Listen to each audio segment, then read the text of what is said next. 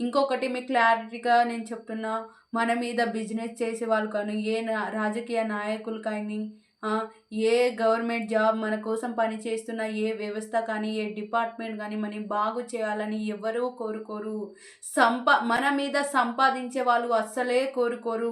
మనం ఎంత దిగజారాలనే కోరుకుంటారు. ఎందుకంటే మన మీదనే వాళ్ళు బతుకుతారు.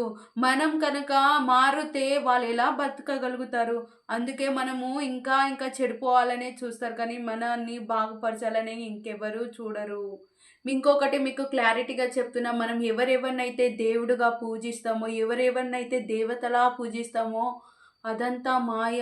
మనకు దానివల్ల ఎలాంటి యూజ్ లేదు. అవి ఏవి మన జీవితాన్ని బాగుపరచలేదు. మనం కష్టాల్లో ఉన్నప్పుడు అవి ఏవి మనల్ని తీర్చలేవు.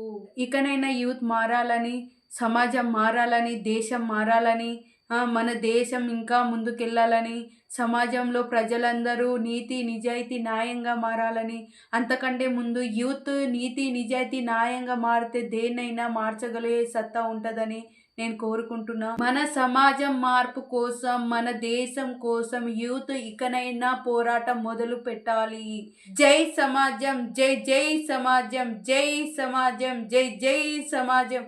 అందరికీ ధన్యవాదాలు.